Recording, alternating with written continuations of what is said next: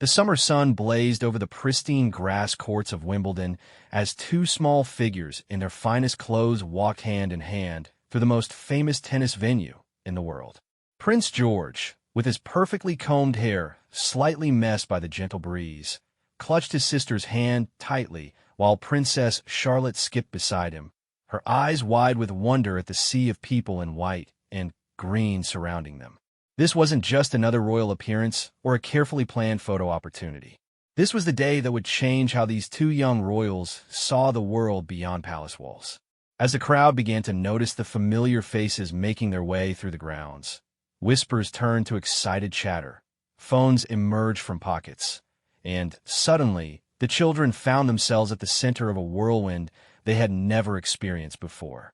But this story isn't just about two royal children attending a tennis match. It's about the moment when childhood innocence meets the weight of a crown, when the protected world of princes and princesses collides with the raw energy of sports history in the making. As Novak Djokovic prepared for what would become one of the most memorable tournaments in Wimbledon's long and storied history, George and Charlotte were about to discover that being royal means more than just wearing nice clothes and waving at cameras. What happened that day at Wimbledon would teach them lessons about courage, determination, and what it really means to represent something bigger than yourself. It would show them that sometimes the most important moments happen not in palaces or staterooms, but in the stands of a tennis court, surrounded by thousands of strangers who somehow felt like family. The black Range Rover glided through the streets of Wimbledon as 9-year-old Prince George pressed his nose against the tinted window, watching the crowds of people walking toward the famous tennis grounds. His 7-year-old sister Charlotte sat beside him, fidgeting with her navy blue dress that their mother had carefully chosen for this special occasion. Neither child had ever been to Wimbledon before, and the excitement in the air was almost electric. "Look at all those people," Charlotte whispered to her brother, pointing at the long lines of tennis fans wearing their summer whites and carrying strawberries and cream. "Are they all here to see us?" George shook his head with the wisdom that comes from being the future king, even at such a young age. "No, Charlie. They're here to watch tennis. We're just visitors today, like everyone else." But even as he said it, George wasn't entirely sure that was true. Ever since he could remember, people had always stared when he appeared in public. Cameras would flash, crowds would gather, and adults would bend down to speak to him in that special voice they reserved for royal children. Today felt different, though. Today, their parents had promised them they would just be regular children enjoying a day at the tennis. The car turned through the gates of the All England Lawn Tennis Club, and both children gasped at the sight before them. The pristine grass courts stretched out like emerald carpets, surrounded by crowds of people in crisp white clothing. The famous ivy-covered walls of center court rose majestically in the distance, and the smell of freshly cut grass mixed with the aroma of traditional British summer treats filled the air through the car's air conditioning. Catherine, the Princess of Wales, turned around from the front passenger seat to look at her children. She was dressed elegantly in a cream-colored outfit that perfectly suited the Wimbledon dress code, her hair styled in soft waves that caught the sunlight streaming through the car windows. "Remember what we talked about," she said gently, her voice carrying that perfect blend of maternal warmth and royal authority that had become her signature.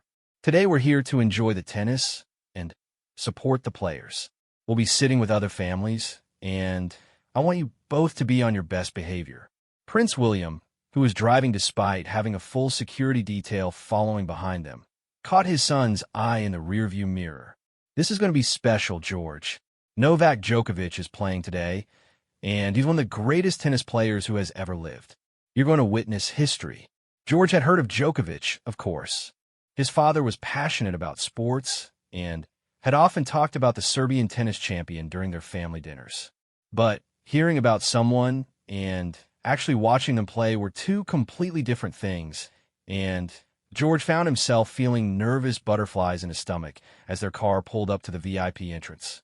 The door opened, and immediately the sound of the crowd grew louder. Charlotte grabbed her mother's hand instinctively as they stepped out into the bright sunshine. Security personnel formed a discreet circle around the family, but Catherine had insisted on keeping the protection minimal. She wanted her children to experience Wimbledon as normally as possible, to feel the genuine excitement of being part of the crowd rather than separated from it. As they walked through the grounds toward their seats, both children were amazed by everything around them. The perfectly manicured grass courts seemed to glow in the afternoon sun. Players in crisp, white uniforms practiced their serves and returns, the sound of tennis balls hitting rackets creating a rhythmic percussion that seemed to match the heartbeat of the tournament. Vendors called out, selling strawberries and cream, Pim's cups for the adults, and traditional British summer refreshments that made the whole experience feel like something from a storybook. Charlotte tugged on her mother's hand. "Mummy, why is everyone dressed in white?"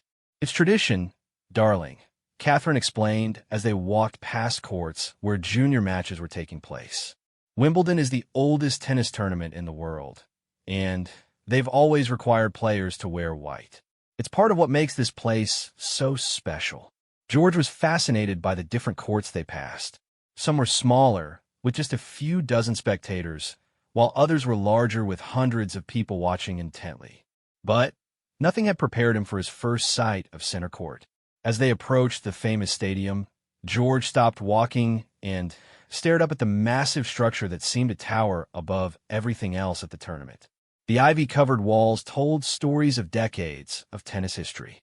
The perfectly maintained grass court in the center looked like something from a fairy tale, so green and pristine that George almost didn't believe real people would actually be running around on it in just a few hours. The seats rose up in tiers, creating an amphitheater effect that would focus all attention on the small rectangle of grass where some of the greatest athletes in the world would soon be competing. "It's enormous," Charlotte breathed, craning her neck to see the top of the stadium. William knelt down beside his children, pointing up at the royal box that would be their home for the afternoon. "That's where we'll be sitting," he said. "It's the same place where your great-grandmother used to watch tennis, and her father before her. Today, you're continuing a family tradition that goes back almost 100 years. The weight of that history settled on George's small shoulders. He had always known he was different from other children, that he carried responsibilities and expectations that most kids his age couldn't even imagine. But standing in front of center court, surrounded by the excitement and energy of thousands of tennis fans, he began to understand that being royal meant more than just following rules and attending ceremonies. It meant being part of something larger, something that connected him to generations of his family and to the people of his country who looked to the royal family for continuity and stability. Charlotte, meanwhile, was more focused on the immediate excitement around her. She watched as families found their seats, children clutching programs, and adults checking their phones for the latest scores from other courts. Everyone seemed happy and relaxed in a way that was different from the formal events she was used to attending. At state dinners and official ceremonies, people were always very serious and careful about how they acted. But here at Wimbledon, people were laughing and chatting and genuinely enjoying themselves. "Can we get strawberries and cream?" she asked, having spotted several people walking by with the traditional Wimbledon treat. "Of course," Catherine smiled.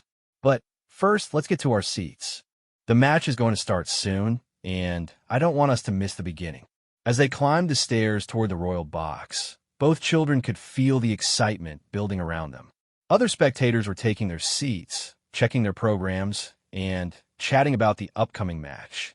The atmosphere was electric with anticipation, and George found himself getting caught up in the energy despite his natural tendency toward shyness in new situations. The royal box itself was smaller than George had expected, but perfectly positioned to provide an unobstructed view of the entire court. The seats were comfortable and elegant, upholstered in the traditional Wimbledon colors of purple and green. Small tables held programs, scorecards, and refreshments, and George was pleased to see that everything was arranged to make them feel welcomed rather than segregated from the rest of the crowd. From their seats, the children could see the entire stadium filling up with spectators. Families, elderly couples, groups of friends, tennis enthusiasts from around the world, all gathering together to witness what everyone seemed to agree would be an extraordinary match. The diversity of the crowd amazed Charlotte. She was used to royal events where everyone looked and acted very similarly. But here at Wimbledon, she could see people from all walks of life, united by their love of tennis and their excitement about watching Djokovic play. The grass court below looked even more perfect from their elevated position. Every blade of grass seemed to have been cut to exactly the same height, creating a surface that looked more like a work of art than a place where people would be running and sliding and diving to hit a small yellow ball.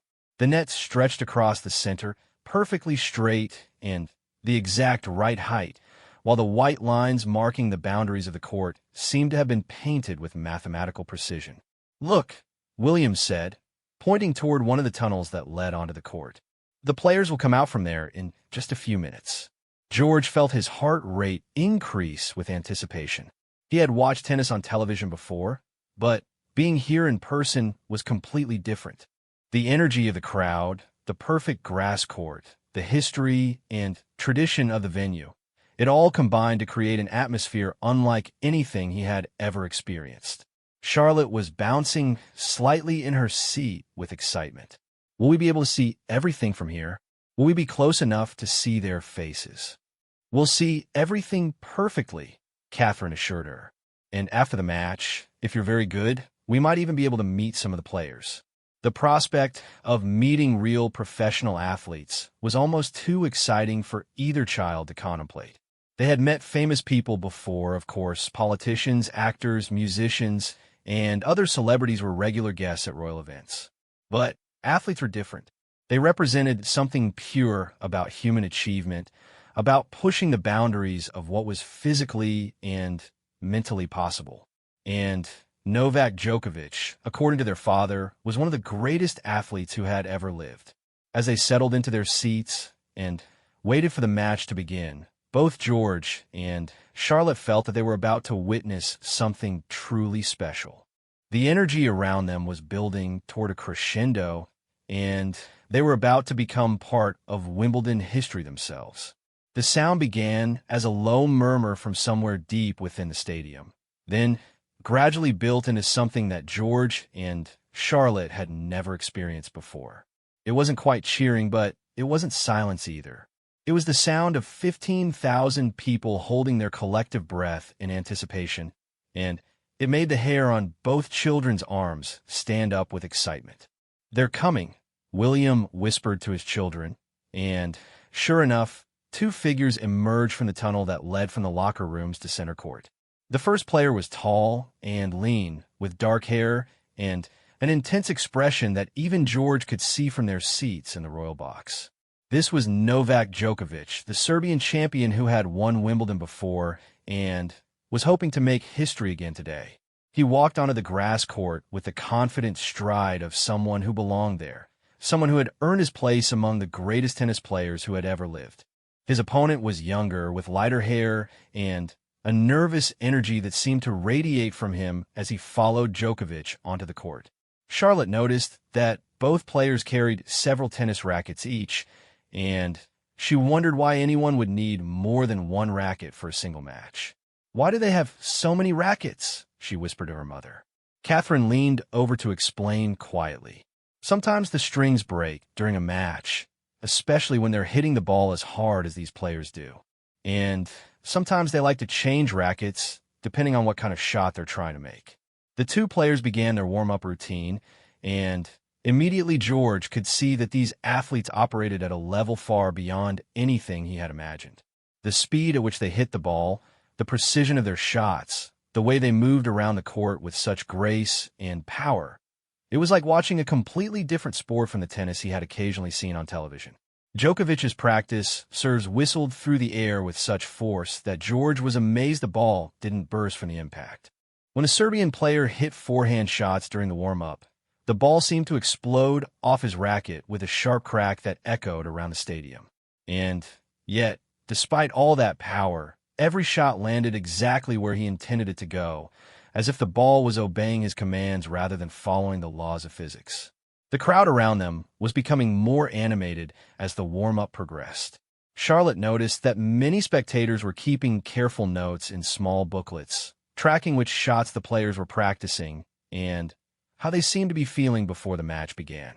Others were taking photos or videos with their phones, trying to capture the historic moment for posterity. "Look at how focused they are," William pointed out to his son. "This is what it looks like when someone has dedicated their entire life to becoming the best in the world at something." George studied Djokovic's face as the player prepared for his practice serves. There was an intensity there that was almost intimidating, a level of concentration that seemed to block out everything else in the universe, except for the tennis ball and the service box where he intended to hit it. It was the look of someone who understood that every point mattered, that every shot could be the difference between victory and defeat, between making history and falling short of greatness. When the warm-up ended and the players took their positions for the start of the match, the atmosphere in center court became electric. The crowd fell silent, creating a hush so complete that George was sure everyone could hear his heart beating. Even Charlotte, who rarely sat still for more than a few minutes at a time, seemed mesmerized by the tension and anticipation surrounding them. The umpire's voice rang out clearly across the stadium as he announced the players and the match conditions. His words seemed to hang in the air, marking the official beginning of what everyone hoped would be an unforgettable afternoon of tennis. George found himself sitting up straighter in his chair, unconsciously mimicking the perfect posture that had been drilled into him since birth, but also genuinely excited about what was about to unfold. Djokovic stepped up to the service line for the first point of the match, and suddenly, George understood why his father had been so excited about bringing them to Wimbledon. This wasn't just a tennis match. This was a performance by one of the greatest athletes in the world, taking place on the most famous court in tennis, in front of an audience that included people from every corner of the globe. The first serve blazed past Djokovic's opponent so quickly that Charlotte wasn't even sure she had seen the ball move. The speed was incredible, the precision was perfect, and the power was unlike anything either child had ever witnessed in person. The crowd erupted in appreciation, and George found himself clapping along with everyone else, caught up in the excitement despite his usual reserved nature. As the match progressed, both children became increasingly fascinated by the drama unfolding before them. Each point was like a miniature story, with moments of incredible athleticism, strategic thinking, and pure determination. When Djokovic hit a particularly spectacular shot, running across the entire width of the court to reach a ball that seemed impossible to return, then sending it flying back past his opponent for a winner, the crowd's roar was so loud that Charlotte had to cover her ears. "How did he reach that?" she asked her father in amazement. "Years and years of training," William replied, "and natural talent that only comes along once in a generation." George was beginning to understand something important about what it meant to be truly exceptional at something. He had always known that he would someday be king, that he would have responsibilities and duties that would require him to be the best version of himself possible. But watching Djokovic play tennis was showing him what it actually looked like when someone pushed themselves to the absolute limits of human potential. Every shot the Serbian champion hit was the result of countless hours of practice, thousands of matches played, and a level of dedication that most people could barely imagine. But more than that, George could see that Djokovic genuinely loved what he was doing. Despite the pressure, despite the weight of expectations from fans around the world, despite the physical and mental demands of competing at the highest level, there was pure joy in the way he played tennis. The crowd around them was becoming more and more engaged as the match continued. Charlotte noticed that people were cheering not just for winners and amazing shots, but for good effort and clever strategy as well. When Djokovic's opponent hit a particularly well-placed serve that the Serbian champion couldn't return, the crowd applauded appreciatively, recognizing skill regardless of which player had demonstrated it. "They're cheering for both players," Charlotte observed to her mother. "That's one of the beautiful things about tennis," Catherine explained. "The fans appreciate excellence wherever they see it. They want to watch the best possible match, which means they want both players to perform at their highest level. This was a revelation for Charlotte, who was used to situations where people cheered for one side or another, but rarely for good performance regardless of which team or individual was responsible. Here at Wimbledon, she was seeing something more sophisticated, an audience that understood and appreciated the sport deeply enough to recognize greatness from any source. As the first set progressed, both children found themselves becoming genuine tennis fans. They began to understand the strategy behind different shots, the importance of serving well, and the mental toughness required to stay focused under such intense pressure. When Djokovic hit a perfectly placed drop shot that barely cleared the net and then died on the grass before his opponent could reach it, George actually gasped with amazement. "That's incredible," he said to his father. "How do you know to hit it so softly after hitting everything else so hard?" "That's what separates the great players from the good ones," William replied. "They don't just hit the ball hard. They think their way through every point, constantly changing their strategy based on what their opponent is doing." The tactical complexity of professional tennis was something neither child had expected. They had thought it would simply be two people hitting a ball back and forth until someone made a mistake. Instead, they were watching what was essentially a physical chess match, with each player trying to outthink and outmaneuver their opponent while also demonstrating incredible athletic skill. When the first set reached a tiebreak, the tension in center court became almost unbearable. Every point now carried enormous weight, and both players knew that a single mistake could cost them the entire set. The crowd fell silent before each serve, then erupted in cheers or groans depending on the outcome of each rally. George found himself gripping the arms of his chair as the tiebreak reached its climax. He had never felt so invested in the outcome of a sporting event, never experienced the kind of emotional roller coaster that came from watching elite athletes compete at the highest level. When Djokovic finally won the tiebreak with a serve that his opponent couldn't even touch, George jumped out of his seat and cheered along with the rest of the crowd. Charlotte was equally caught up in the excitement, clapping her hands and bouncing in her seat with delight. For both children, this was their first real experience of being part of a crowd of strangers who were all united by their appreciation for what they were witnessing. Despite their royal status, despite the security and protocol that usually surrounded them, they felt genuinely connected to the thousands of other tennis fans sharing this extraordinary afternoon. The break between sets gave both children a chance to process what they had just witnessed. The level of play was so far beyond anything they had imagined that they felt like they were discovering an entirely new world. Tennis wasn't just a game. It was an art form, a demonstration of human potential, and a source of genuine joy for both the players and the spectators. As they prepared to watch the second set, George and Charlotte knew they were experiencing something they would remember for the rest of their lives. This was more than just their first time at Wimbledon. This was their introduction to the world of elite athletics, their first real understanding of what it meant to pursue excellence with complete dedication, and their first taste of being part of something truly special. As the second set began, something magical started happening on center court that even the most experienced tennis fans in the stadium had rarely witnessed before. Novak Djokovic wasn't just playing tennis anymore. He was putting on a masterclass that would be talked about for years to come, and George and Charlotte had front row seats to witness greatness in its purest form. The Serbian champion's first serve of the second set whistled through the air with such precision that it caught the corner of the service box by mere millimeters, leaving his opponent completely frozen in place. The crowd gasped collectively, and George felt goosebumps rise on his arms as he realized he was watching something extraordinary unfold. "Did you see that?" Charlotte whispered to her brother, her eyes wide with amazement.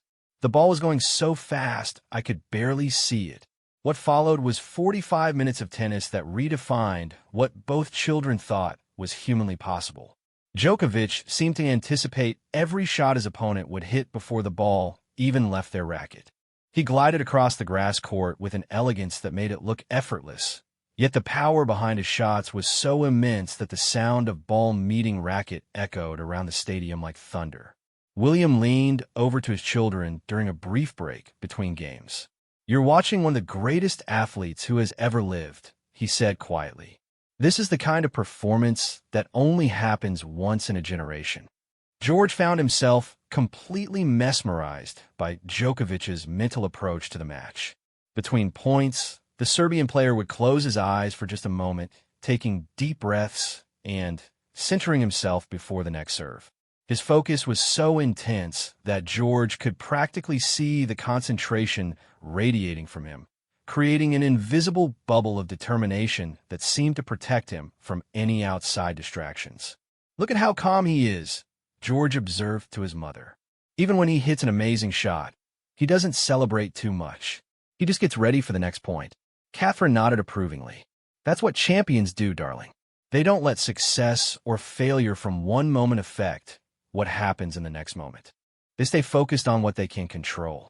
This was a lesson that resonated deeply with George, who had been taught since early childhood about the importance of remaining composed under pressure. As the future king, he would face situations throughout his life where maintaining his equilibrium would be crucial, and watching Djokovic demonstrate this quality on the tennis court was like seeing a masterclass in leadership and mental strength. The shots that Djokovic was hitting were becoming increasingly spectacular. He hit a backhand down a line that was so perfectly placed and hit with such topspin that the ball curved around his opponent's outstretched racket and landed just inside the sideline by centimeters. The crowd erupted in appreciation, and even his opponent smiled and shook his head in admiration at the quality of the shot. Charlotte was fascinated by the way the crowd was responding to the match. People weren't just cheering for exciting points. They were appreciating the subtle aspects of Djokovic's game that demonstrated his mastery of tennis strategy. When he hit a serve to his opponent's weaker side, forcing them into an uncomfortable position that led to an easy winner on the next shot, knowledgeable fans around them applauded the tactical brilliance even before the point was over. "They understand what he's doing before it happens," Charlotte observed to her father. "The best tennis fans can read the game like a book," William explained. "They can see when a player is setting up for something special or when they're in trouble, even before the point is finished." This deeper appreciation for strategy was something entirely new for both children. They were used to sports where the action was more obvious: football goals, rugby tries, cricket boundaries. But tennis required a more sophisticated understanding to fully appreciate what was happening, and they were getting a crash course from some of the most knowledgeable fans in the world. Midway through the second set, Djokovic produced a sequence of shots that left everyone in center court speechless. His opponent hit what appeared to be a perfect drop shot, barely clearing the net, and landing just inside the service line.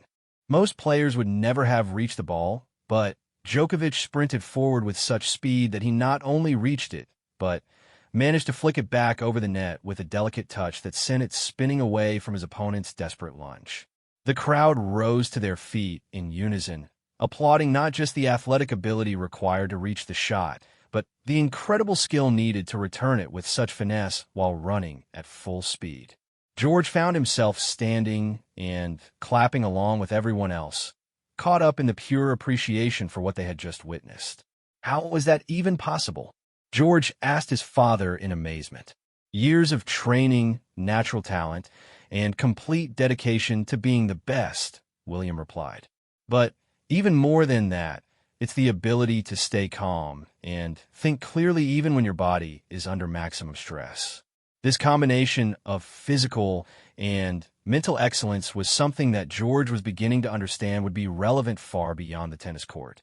As he watched Djokovic continue to produce impossible shots under enormous pressure, he realized he was learning lessons about leadership, determination, and grace under pressure that would serve him well throughout his life.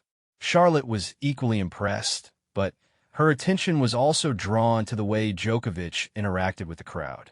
Between games, when players were allowed brief breaks, the Serbian champion would acknowledge the applause with small gestures: a raised hand, a slight bow, a a smile in the direction of particularly enthusiastic sections of the stadium. He understood that the fans were part of what made Wimbledon special, and he made sure to include them in the experience. "He seems really nice," Charlotte commented to her mother. "Even though he's concentrating so hard, he still remembers to be polite to everyone watching." "That's another mark of a true champion," Catherine replied. "They understand that their success isn't just about them. It's about everyone who supports them and makes their achievements possible." The second set was becoming increasingly one-sided as Djokovic's level of play continued to rise. His opponent, who was an excellent player in his own right, simply couldn't match the combination of power, precision, and tactical brilliance that the Serbian champion was displaying. Every shot seemed perfectly calibrated, every strategy flawlessly executed, every movement across the court optimized for maximum efficiency.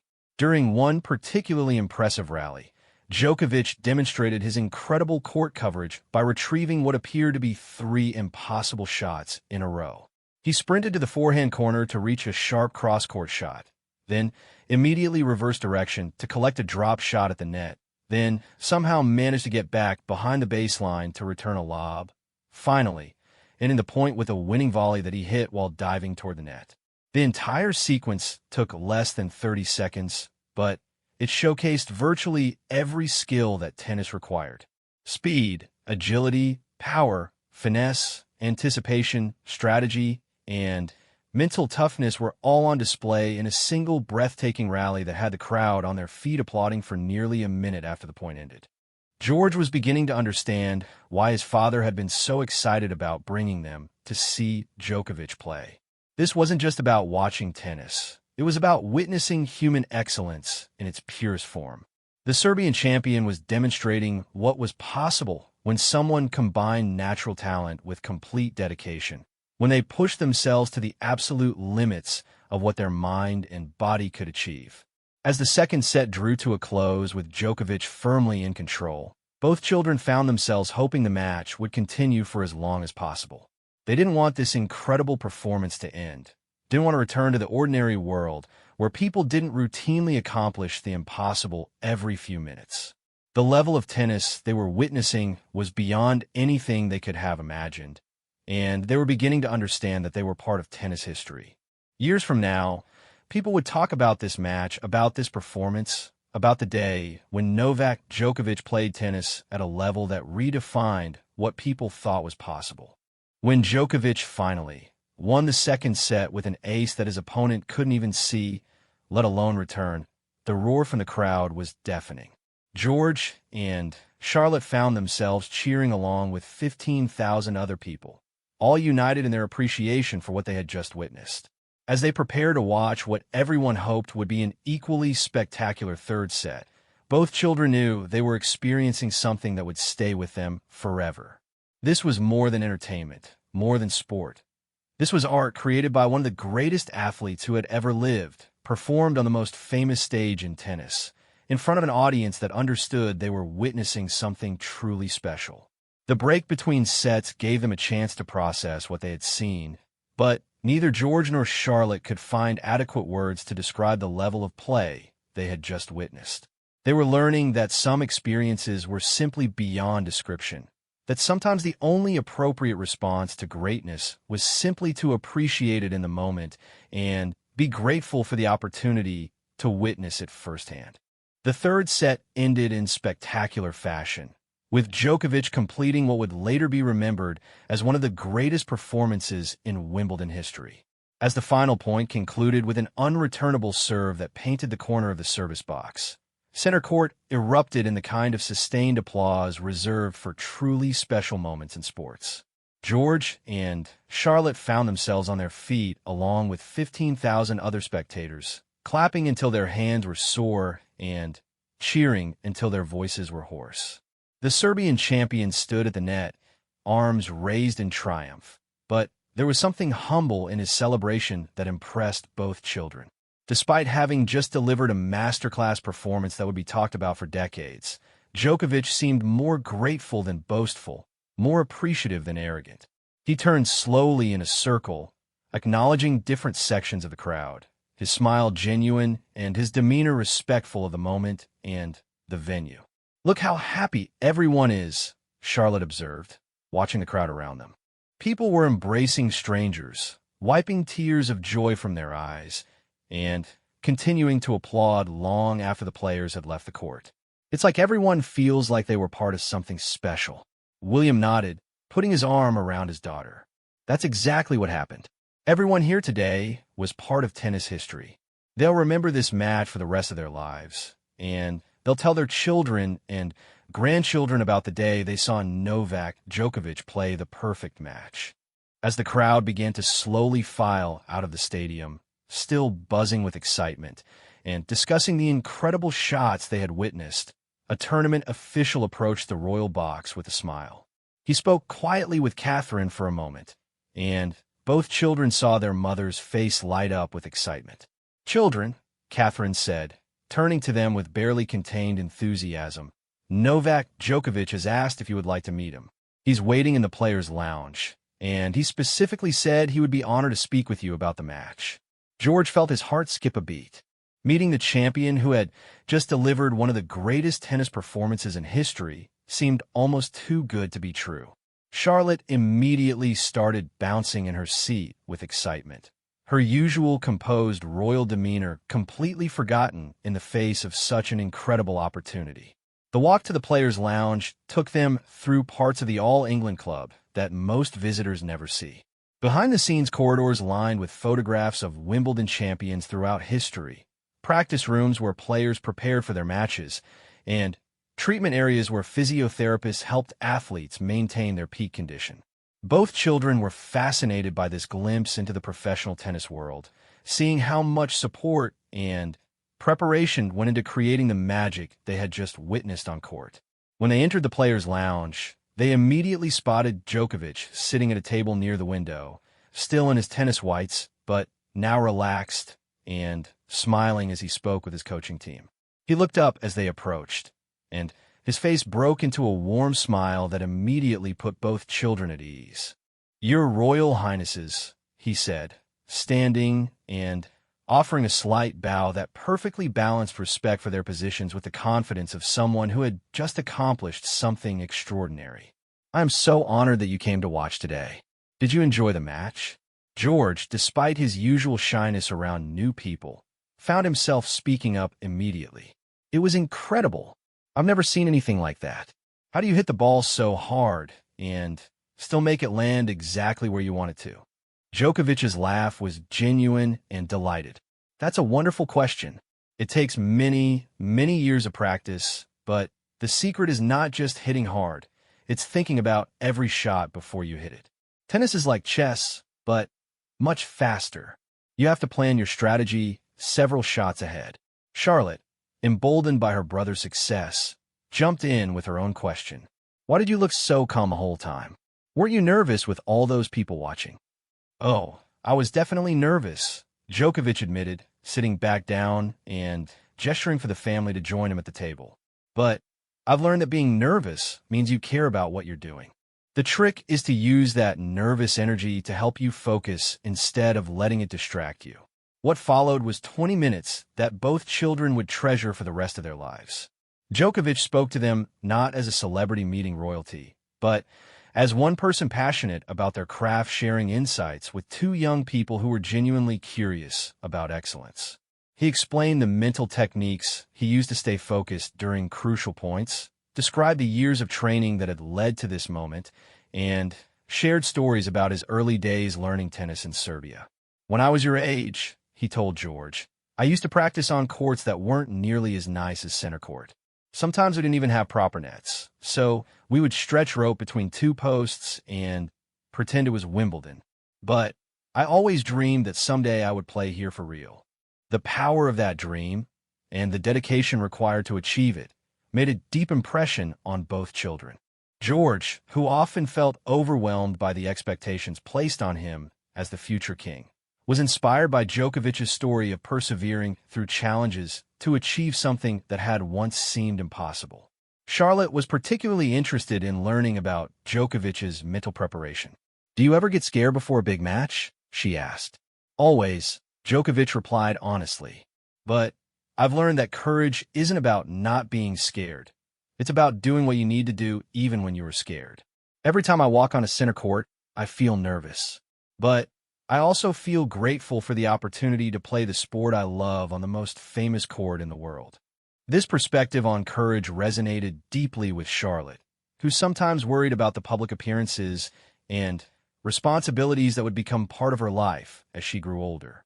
Hearing one of the greatest athletes in the world admit to feeling nervous, but explaining how he used those feelings positively, gave her a new way to think about her own challenges. As their conversation continued, other tennis legends began joining them at the table. Former Wimbledon champions who had been watching the match from the players' area came over to congratulate Djokovic and were introduced to the young royals. George and Charlotte found themselves in the middle of a gathering of some of the greatest tennis players who had ever lived, all eager to share their love for the sport and their memories of competing at Wimbledon. Each champion had stories about their own experiences on center court, about matches they had won and lost, about the pressure of competing at the highest level, and about what made Wimbledon special. The children listened with rapt attention, absorbing not just the tennis knowledge, but the life lessons that came with each story. One former champion, a gracious woman who had won Wimbledon 3 times in the 1990s, spoke directly to Charlotte about the unique challenges facing women in competitive sports. The most important thing, she said, is to always remember that you're not just competing against other people. You're competing against your own limitations, trying to become the best version of yourself possible. Another retired player, known for his powerful serve and never-give-up attitude, shared with George the importance of mental toughness. Tennis taught me that every point starts at 0-0, he explained. It doesn't matter what happened in the last point or the last game or even the last match. What matters is what you do with the opportunity in front of you right now. These conversations were unlike anything either child had experienced before. Usually, when they met famous people at royal events, the interactions were formal and brief. But here in the Players' Lounge, surrounded by tennis champions who were passionate about their sport and genuinely interested in sharing their knowledge, George and Charlotte were having real conversations about meaningful topics. Djokovic, who had been listening to these exchanges with obvious pleasure, eventually stood up and walked over to his tennis bag. He pulled out the racket he had used to hit the final serve of the match and brought it back to the table. "I would like you to have this," he said to both children, offering the racket to George. "This is the racket that won today's match. I want you to remember that anything is possible if you're willing to work for it, and never give up on your dreams." George accepted the racket with trembling hands, understanding the significance of the gift. This wasn't just a tennis racket. It was a piece of sporting history, a tangible reminder of one of the greatest performances they would ever witness. More than that, it was a symbol of what human beings could accomplish when they combine natural talent with absolute dedication.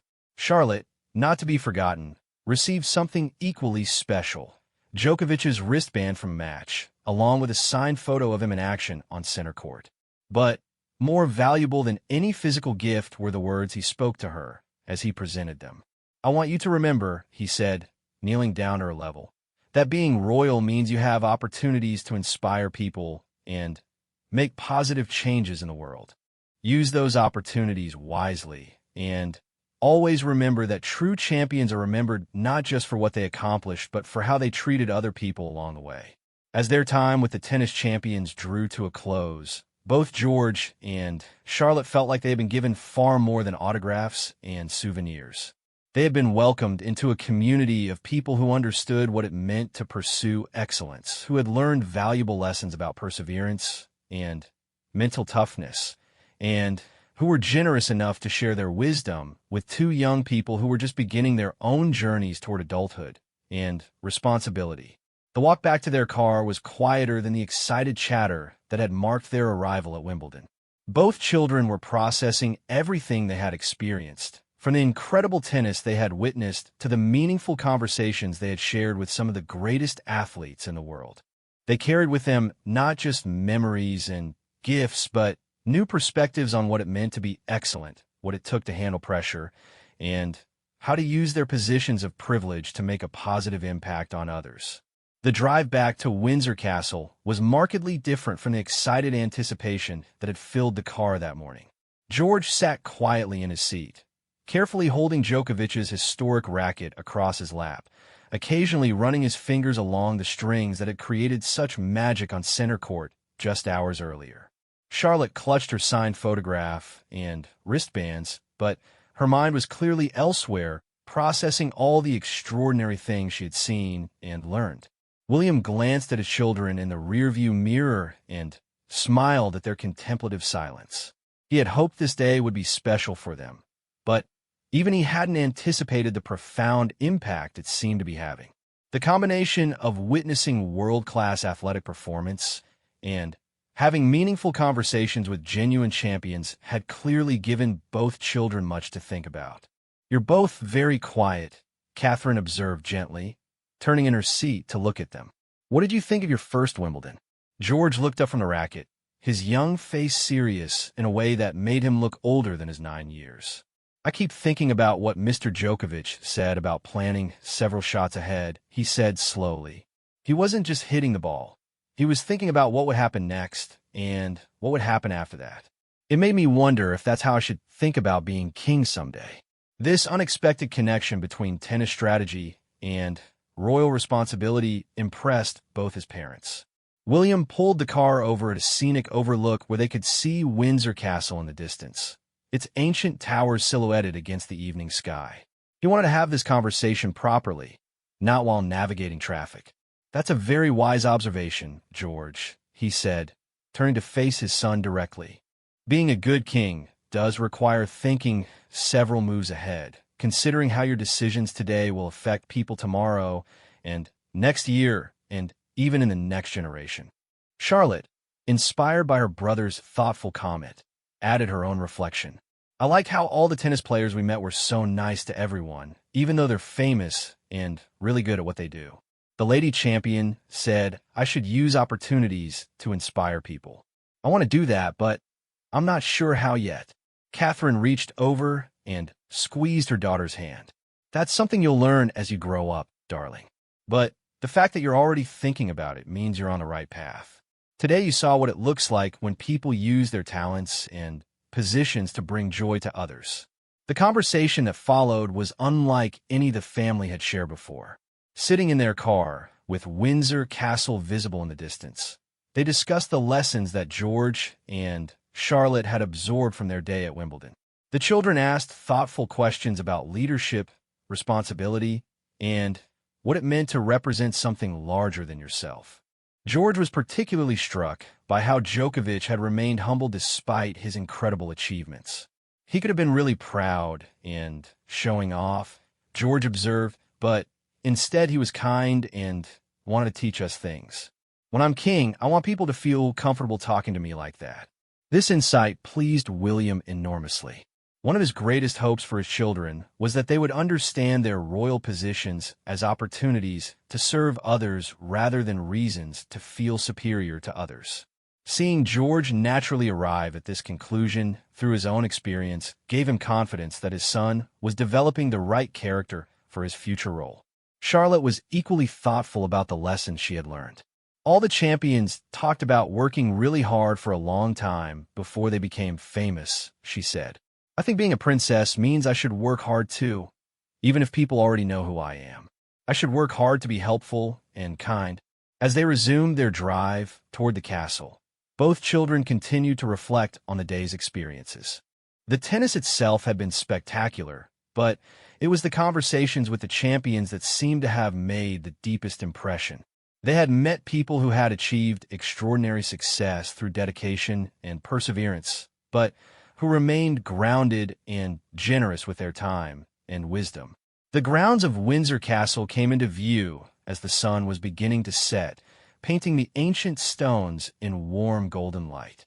For both children, the contrast between the modern excitement of Wimbledon and the timeless majesty of their home reinforced the connection between their day's experience and their future responsibilities.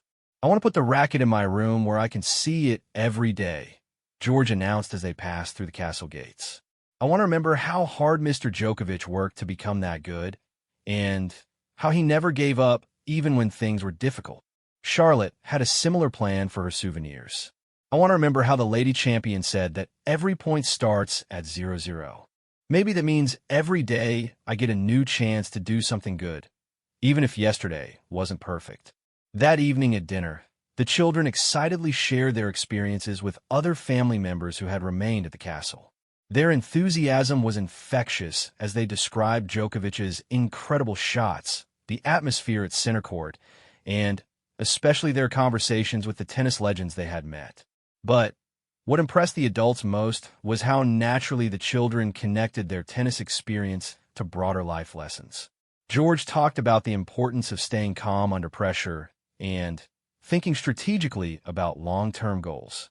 Charlotte discussed the value of hard work, humility, and using your abilities to help others. "It sounds like you learned more than just about tennis today," their grandfather commented approvingly during dinner. "We learned about being excellent at things," Charlotte replied seriously, "and about how excellent people act when they're not playing tennis. They're still excellent at being kind and teaching other people." Over the following weeks, the impact of their Wimbledon experience continued to manifest in various ways. George began applying the strategic thinking he had observed in Djokovic to his studies, approaching his lessons with greater focus and considering how each subject might prepare him for his future responsibilities. He also started asking more thoughtful questions about the role of the monarchy and how he could best prepare to serve the British people. Charlotte, meanwhile, became more interested in understanding how different people contributed to making events like Wimbledon successful. She asked about the groundskeepers who maintained the courts, the security personnel who kept everyone safe, and the volunteers who helped spectators find their seats. Her Wimbledon experience had opened her eyes to the fact that excellence often required teamwork and that recognizing everyone's contributions was an important part of leadership. The tennis racket that Djokovic had given them became something of a family treasure, displayed prominently in George's room, but often borrowed by Charlotte when she wanted to practice her own tennis strokes in the castle gardens. Both children began taking tennis lessons more seriously, not because they harbored professional ambitions, but because the sport had become a tangible connection to the lessons they had learned about dedication, strategy, and grace under pressure. Months later, when they attended other public events, both children found themselves applying insights from their Wimbledon experience. They observed how other accomplished people carried themselves, how they interacted with fans and supporters, and how they balanced confidence with humility. The tennis champions had provided them with role models for how to be excellent at something while remaining generous and approachable. The photograph of their meeting with Djokovic, which had been taken by a tournament photographer and later sent to the family, became one of Charlotte's most prized possessions. But more important than the physical memento was the confidence it represented.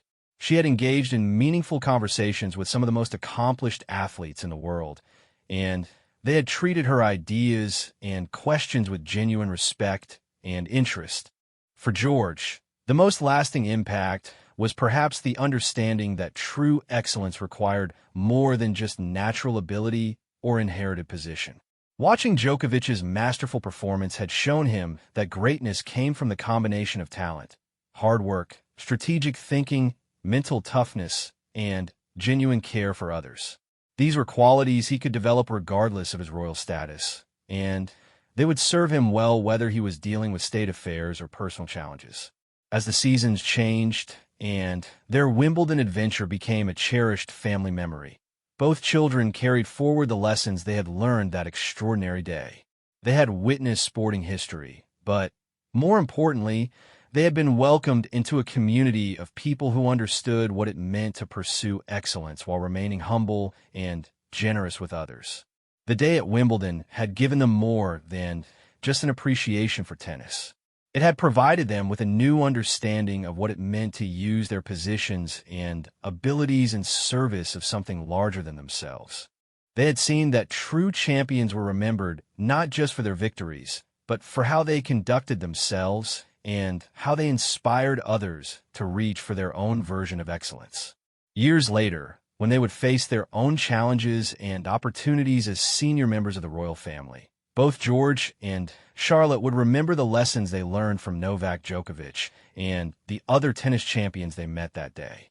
They would remember that excellence required preparation, that pressure could be transformed into focus, that humility and achievement could coexist, and that true champions always found ways to lift up those around them. Their first Wimbledon had been far more than an introduction to professional tennis. It had been a masterclass in leadership, character, and the responsible use of privilege. The young prince and princess had entered center court as children seeking entertainment, but they left as future leaders who better understood their calling to serve others with excellence, humility, and genuine care.